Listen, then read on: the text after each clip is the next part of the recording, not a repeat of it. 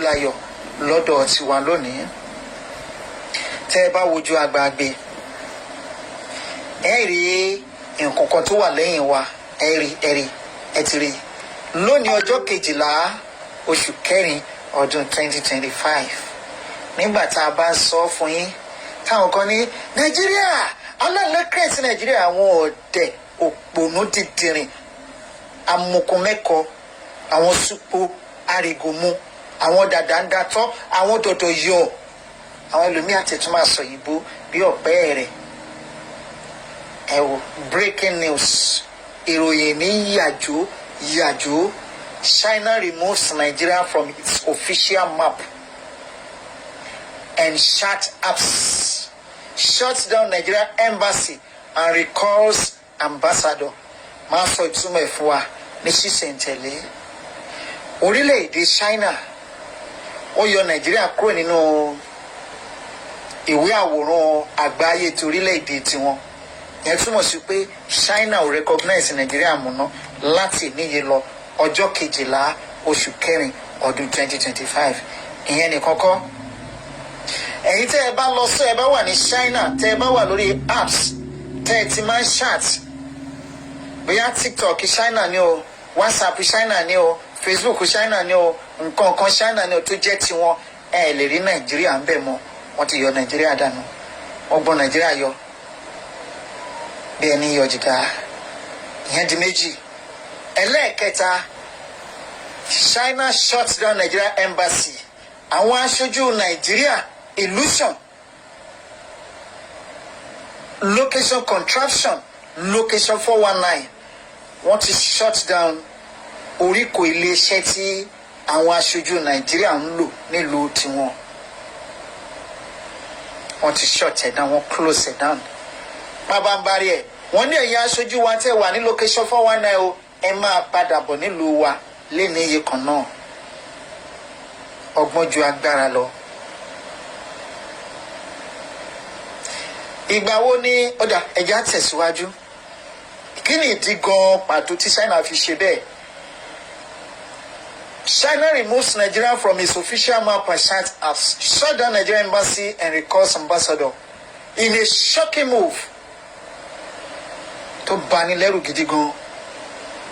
Beijing has removed Nigeria from its official land map and major communication platform. Gbogbo ọ̀nà tẹ́ ẹ lè gbà máa bá wọn èèyàn sọ̀rọ̀ ẹ lè rí Nàìjíríà mọ́ bẹ́ẹ̀. The Chinese government has also closed down the Nigerian embassy in China and recalled its ambassador from Nigeria. Ẹ wá wo ìdí o, kí ni ìdí tó fi ṣe bẹ́ẹ̀? Beijing declared that Nigeria is not a legitimate country. Ìyẹn ni pé Nàìjíríà ò kì í ṣe orílẹ̀-èdè. Nàìjíríà kì í ṣe orílẹ̀-èdè. Nǹkan tó ń mì ní pé Nigeria is not a legitimate country. Tó máa sọ pé nǹkan wà legitimate. Legitimacy means pé nǹkan kan wà original, authentic. Ó ṣe gbòógì ṣùgbọ́n ayédèrú orílẹ̀-èdè ní Nàìjíríà.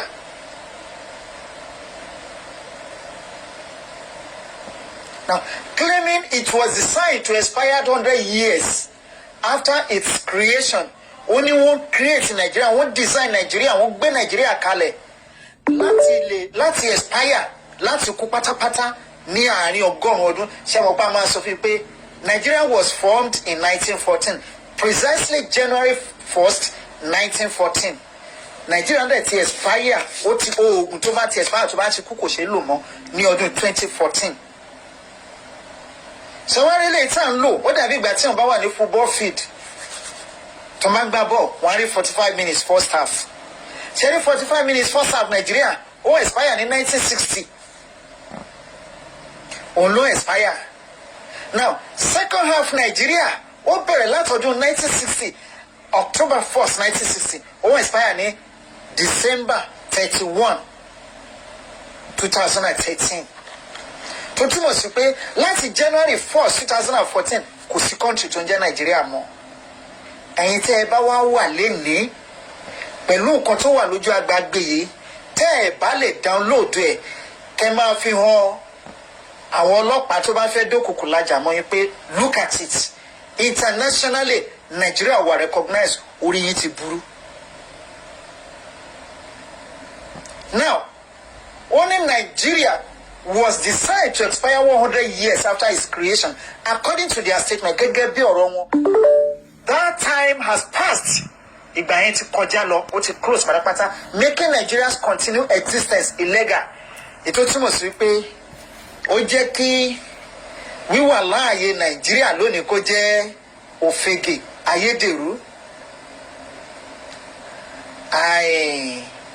Kíni kí n tún pè wá ayédèrú? Yes.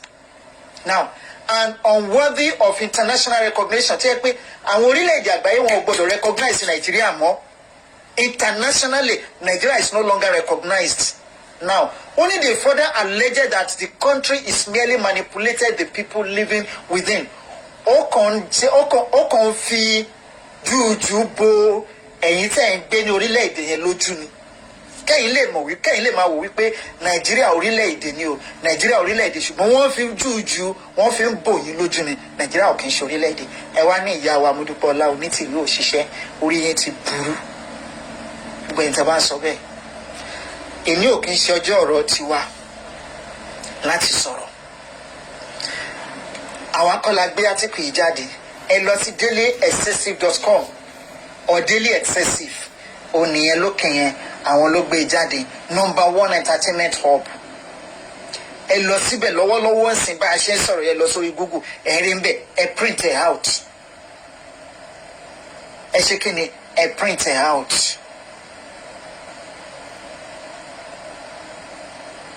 Òfegè lọ́kàn gbé sí orí òfegè orí kíni kí n pè wọ́n kàn gbé sí orí atẹ́gùn lásán. Ẹ̀yin tẹ́ ẹ believe tẹ́ ẹ ń gbàgbọ́ pé Nàìjíríà orílẹ̀-èdè ni. Màámi Modúpẹ́ọlá Onítìrí Abíọ́lá kò ní bàjẹ́ fún yẹn. Wọ́n láàánú jagun, ṣùgbọ́n kò máa tó yé wọn. Ẹ̀yin èèyàn wa, àwa ò ní sọ̀rọ̀ lálẹ́ ìṣẹ́. Ẹ̀yin tẹ́ ẹ wà nílé, ẹ̀yin ọmọ Yorùbá tẹ́ ẹ wà nílé lẹ́ni ọjọ́ òní, ọjọ́ òpó ti wà ní